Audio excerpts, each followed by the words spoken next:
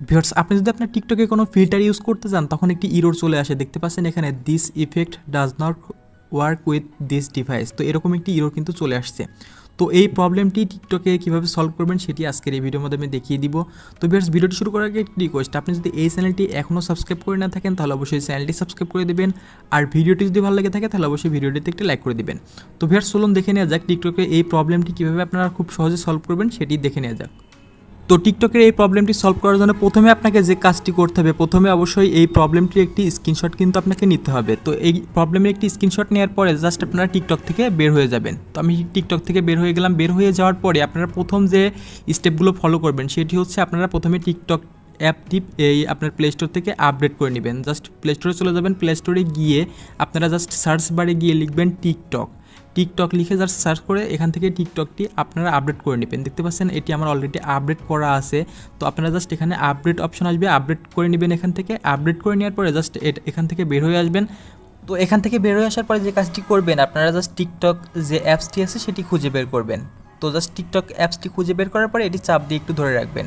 চাপ দিয়ে ধরে রাখার পরে এখানে দেখতে পাচ্ছেন অ্যাপ ইনফো নামে একটি অপশন, জাস্ট এটার উপরে ক্লিক করে দেবেন।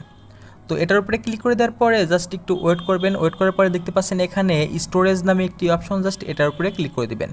তো এটার উপরে ক্লিক করে দেওয়ার পরে এখানে দেখতে পাচ্ছেন ক্লিয়ার ডাটা, জাস্ট এটার উপরে ক্লিক করে এখান থেকে আপনারা টিকটকের যে ডাটা আছে ওটা ক্লিয়ার করে নেবেন। তো জাস্ট আমি ক্লিয়ার করে নিলাম। এখান থেকে ক্লিয়ার করে জাস্ট আপনারা এখান থেকে বের হয়ে চলে আসবেন।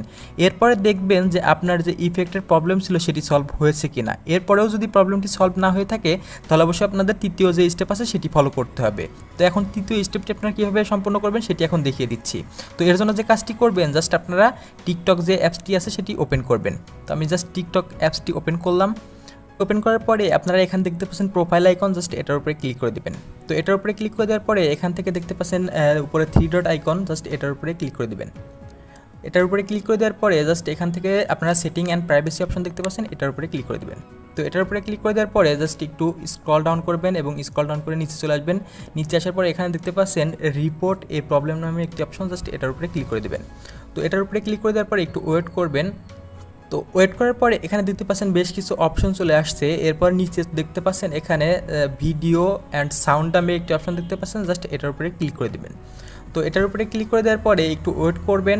ওয়েট করার পরে দেখতে পাবেন বেশ কিছু অপশন চলে আসবে। এরপরে দেখতে পাচ্ছেন এখানে বেশ কিছু অপশন একটু নিচে চলে আসবেন। নিচে আসার পরে এখানে দেখতে পাচ্ছেন বিউটি, ফিল্টার, ইফেক্টস এবং টেমপ্লেটস, জাস্ট এটার উপরে ক্লিক করে দেবেন। এটার উপরে ক্লিক করে দেওয়ার পরে এখানে দেখতে পাচ্ছেন বেশ কিছু অপশন চলে আসছে। এখানে আপনারা যে কোনো একটি অপশন সিলেক্ট করে নিতে পারেন। তো আমি জাস্ট এখান থেকে ইউজিং ইফেক্ট ফিল্টার ইফেক্ট এটার উপরে ক্লিক করে দিলাম। তো এটার উপরে ক্লিক করে দেওয়ার পরে একটু ওয়েট করবেন। ওয়েট করার পরে এরকম একটি ইন্টারফেস চলে আসবে। এখান থেকে যে কাজটি করতে হবে, আপনাকে এখান থেকে নো সিলেক্ট করে দিতে হবে। জাস্ট এই নো অপশনের উপরে ক্লিক করে দেবেন।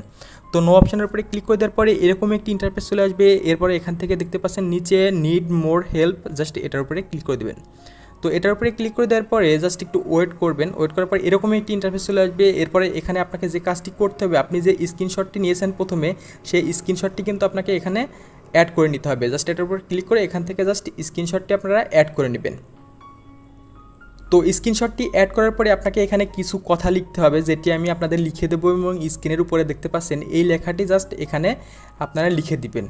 তো দেখতে পাচ্ছেন এখানে বেশ কিছু লেখা, এই লেখাটি আপনারা স্ক্রিনের উপরে যে লেখাটি আছে এখানে জাস্ট লিখে দিবেন। লিখে দেওয়ার পরে এখানে দেখতে পাচ্ছেন সাবমিট নামে একটি অপশন, জাস্ট এই সাবমিট অপশনের উপরে ক্লিক করে দিবেন। তো এই সাবমিট অপশনের উপরে ক্লিক করলেই কিন্তু আপনার কাজটি শেষ। এখন আপনারা এই যে টিকটক অথরিটি তারা কিছুক্ষণের মধ্যেই কিন্তু আপনার এই প্রবলেমটি সলভ করে দিবে। তো এই ছিল ভিডিওটি। আপনারা এভাবে চাইলে এই টিকটকের যে ইফেক্ট ইরর প্রবলেম সেটি সলভ করে নিতে পারেন। তো ভিউয়ার্স, ভিডিওটি যদি ভালো লাগে থাকে এবং এই ভিডিও থেকে যদি নতুন কোনো ইনফরমেশন পেয়ে থাকেন তাহলে অবশ্যই ভিডিওটিতে একটি লাইক করে দেবেন এবং চ্যানেলটি সাবস্ক্রাইব করে দেবেন। ধন্যবাদ।